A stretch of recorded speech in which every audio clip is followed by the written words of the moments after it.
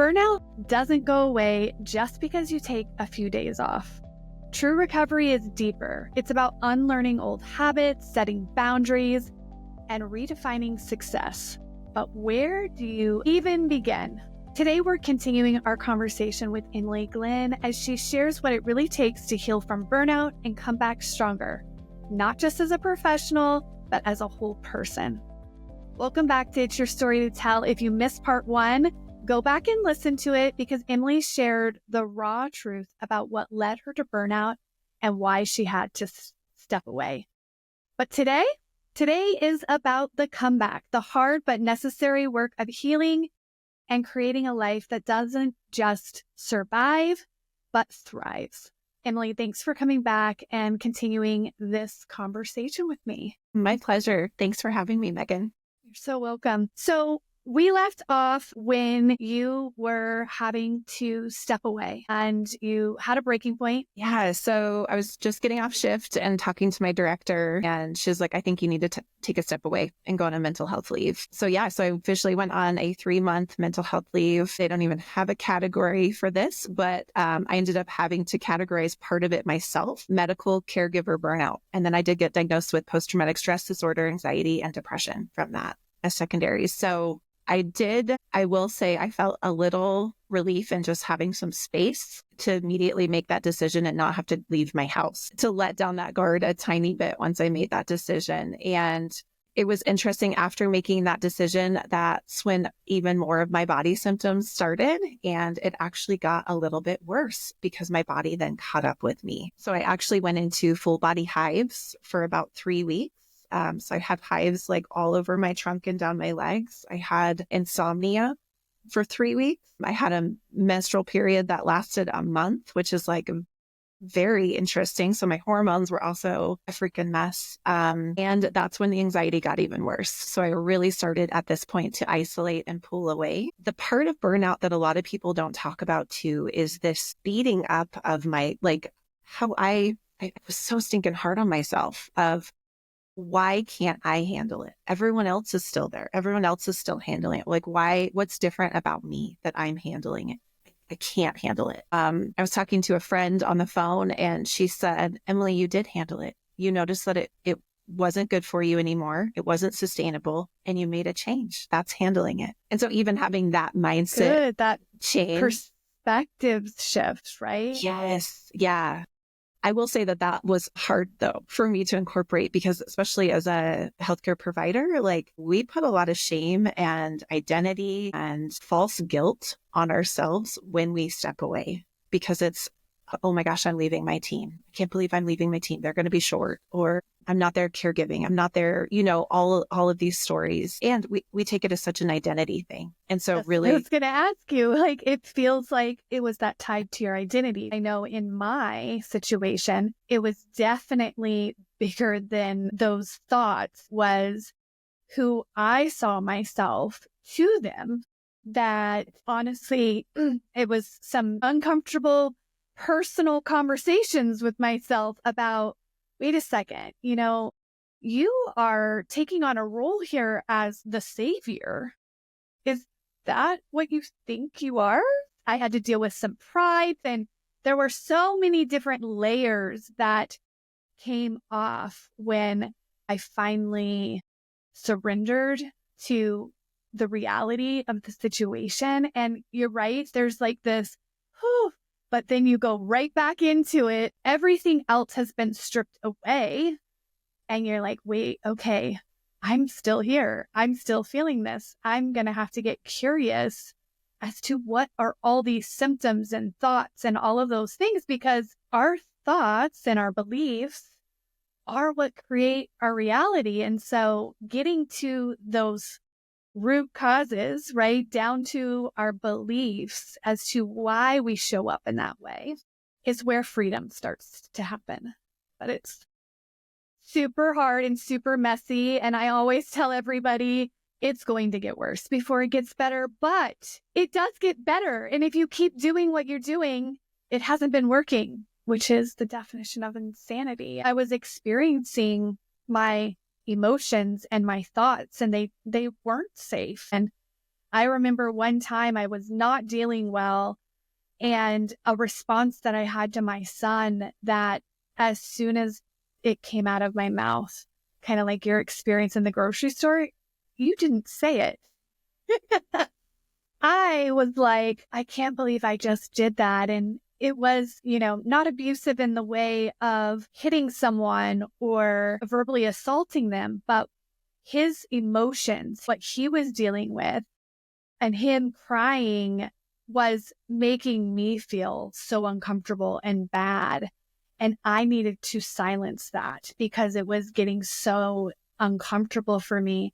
And I just said, if you don't stop right now, I'm going to take your phone away. Wait a second. That's what happened to me in my life. Like I had a flashback to a time when I was having an emotional response and I was making someone else feel uncomfortable who stormed out of the room and acted in a certain way that then taught me in that moment that my feelings were too much. I was too much. And it created this belief that then I started acting out the rest of my life and I hated it. I never wanted to be that person to my child. And when it happened, and thank God I saw it, but it really changed how I chose to then do the work because I wanted to be different for my kids. Yeah, I think there's a part of that too, Megan, because I can remember when I was going through my burnout, my husband told me, we need to get you healthy so you can take care of the family. And I remember pausing him and saying, we need to get me healthy so I can be myself and take care of myself first. And so I love what you're saying, but there's also this piece of like, it's okay for us to be okay for ourselves first. So true. I mean, I had to learn that, right? Because for me in the past, I was doing this for everyone else. In that moment, it wasn't just for my children, though. It was a recognition that I was not who I wanted to be. I wanted to be someone different. That wasn't the identity that I wanted, and I wanted to change that. One, for me, but two, for how I show up for the world. I had been showing up for the world, to the world, in a way to get my needs met by other people, getting that validation when I was doing all of that people pleasing and I was denying myself. And so it was this realization that behavior is not alignment with my values, and recognizing that hurt people. And I hadn't dealt with that 7-year-old wounding that just came up in that moment, and I was reenacting it. And I think as you were talking in the first part of, you said something about the flashbacks, and I flashed back in that moment to this previous thing in my own life. And I do believe those flashbacks are guiding you to an area where there's wounding and that you didn't deal with it, like you said, with that patient. And so we have to go and deal with those things for ourselves. What happened in that moment? How did we abandon ourselves? Because in a way, you abandoned yourself in that moment because you had to be strong. You had to do these things. You had to keep going. You couldn't deal with the emotions. You couldn't deal with the feeling. They didn't go away.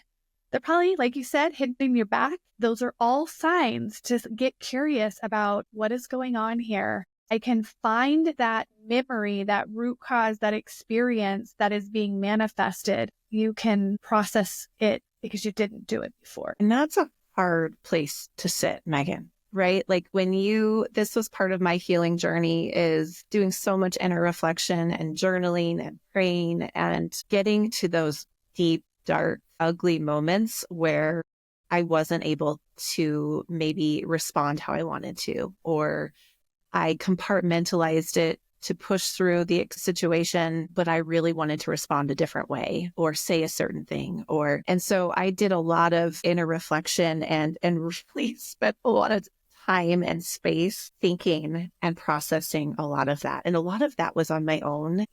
My family was all at school. I spent a lot of time in my closet, on the floor with my journal or on the couch, crying, and those dark things that our nervous system, I could feel the fight or flight. I could feel that heightened state. And so then reliving that and then really thinking through, okay, what did I really want to say? And how, feeling it again in my body and all those things.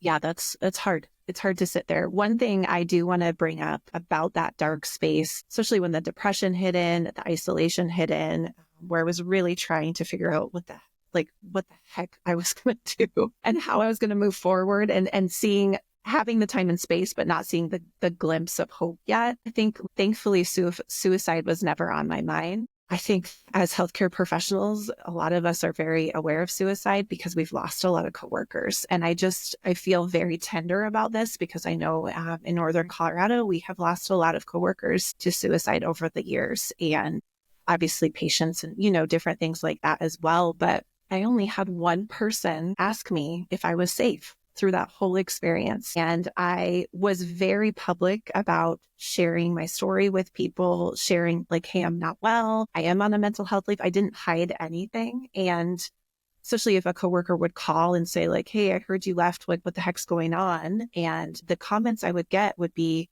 hey, I actually feel exactly the same, but I'm not willing to do anything about it. Or I feel the same way. And there's so much there for me to process, but I am too scared to even start.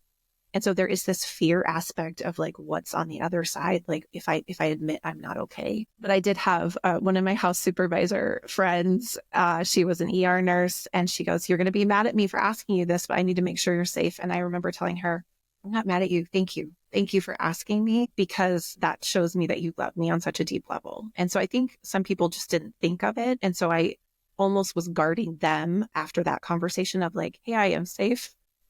Because that's what we continue to do as caregivers is to guard and to protect other people, right, even when we're in the midst of chaos. But I love to bring up the tenderness of how meaningful that was when that coworker asked me, because it was a hard conversation. It was a hard conversation. It was a hard conversation for her to bring up, but she did it in such a simple, kind, loving manner. Like I totally remember that conversation. And so I think with burnout and the depths of depression and the fallout from burnout, that needs to be part of the conversation.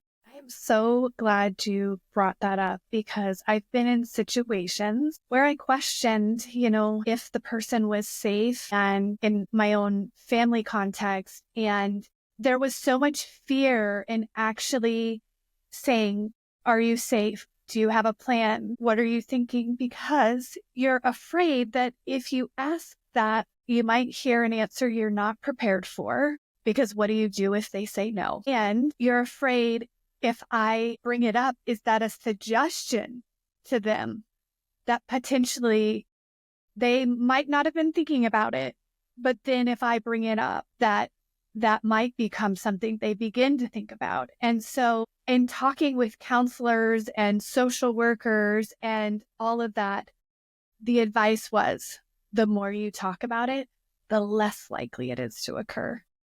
So being brave and having that conversation, it'll probably come out very clunky and like you're very fearful in doing it, but you talking about it and having someone bring it up could be what saves the person's life if they are thinking about that. Because if they are thinking about it, they're thinking about it, right? And so we need to acknowledge, in order to be able to be there and know what level of support is really needed in this situation. And that's one thing on this journey that I have really had to embrace, is accepting reality. Because for so long, I wanted to deny reality, because what you were saying, I felt like if I admit that is true, like, how do I even deal with it? How do I process? How do I walk through it? But just by bringing it into the light from the darkness, it allows you to start making plans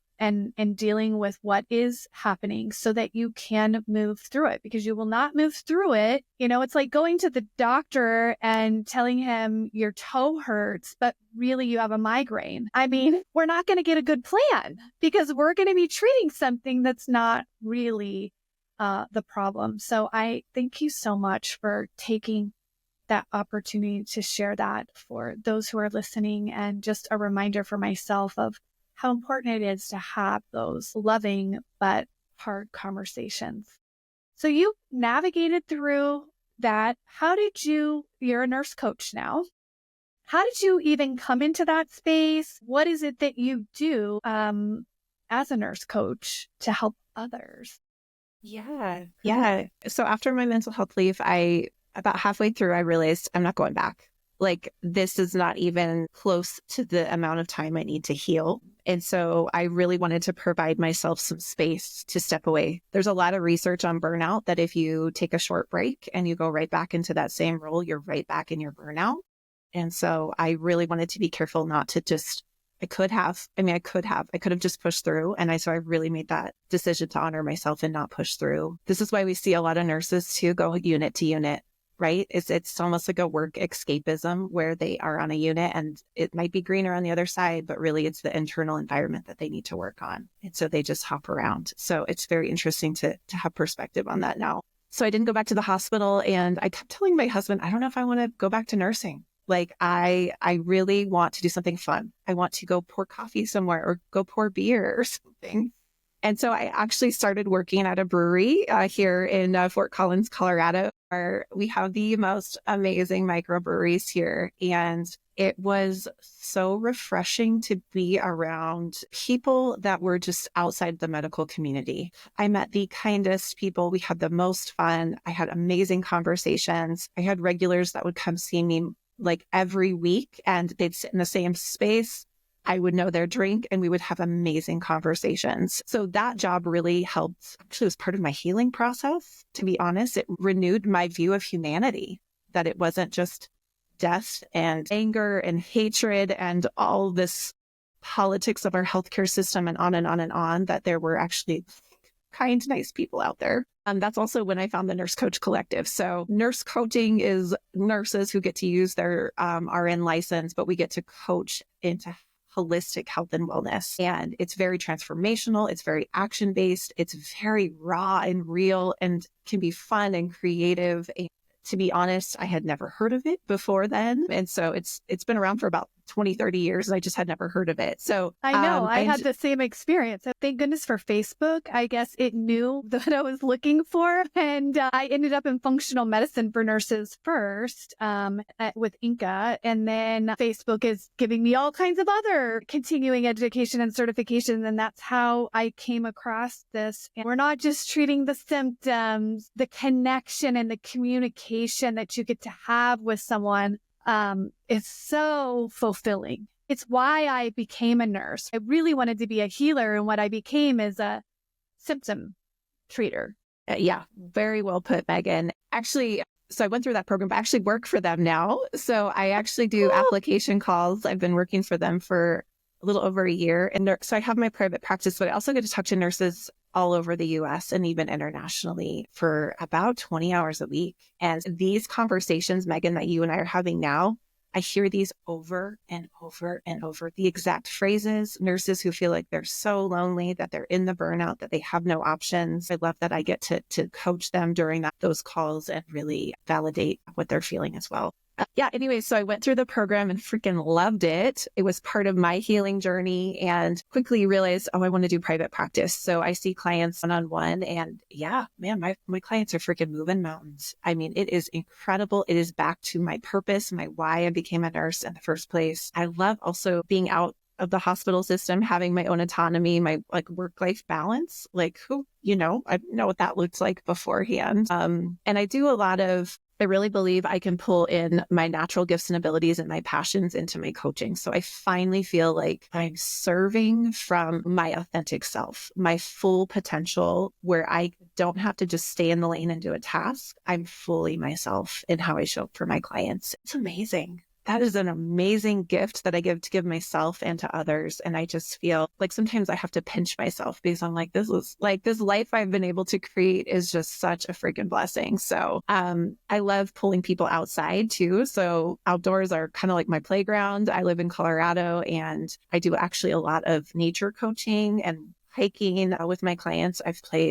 done paddleboard. I've played pickleball with a client one time, where we were smashing the ball and yelling things we wanted to release. And, it was just such a cathartic thing for her. I make my clients put their feet in the grass and pick up leaves and, just a lot of that increasing that somatics as well, like in their bodies and touching base with mind, body, and spirit. I even lead women's backpacking trips in the summer with my coaching business. So I have a heck of a lot of fun what I do now. And the healing journey was really hard, but the fact that I'm at the point now where I can have a conversation like you and I are having, and I still feel it in my bones. I feel it in my heart, like reliving some of those things. And I think, how special is this that I get to share this in a way that maybe helps someone or humanizes it or makes them feel like they're not alone. And I think that is a testament to obviously like the love of God in my life and through me, but also the support that I've had with friends and family, the willingness to say yes in my own healing journey. Is hard to say yes over and over and over to ourselves in that healing journey, because it took longer than I thought it was going to. I'll be honest. It took like a year and a half. Oh, wow. Well, my journey, I'll tell you, it has been a lot longer than a year and a half. There was a lot of things to work through. But what I'm realizing is it's never over, because something will come up.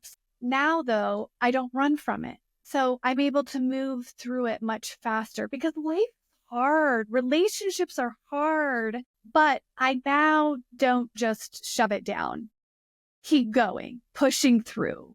And I think it's one of the things, as you were sharing what you get to do and talking with people who are in this space and looking for something to be authentic as a healer, that I realize it's like healthcare is in a crisis. I think we can all agree that we're in a mess, that burnout is one of the number one things that are contributing to it. People leaving. Everything has a breaking point before it becomes something new.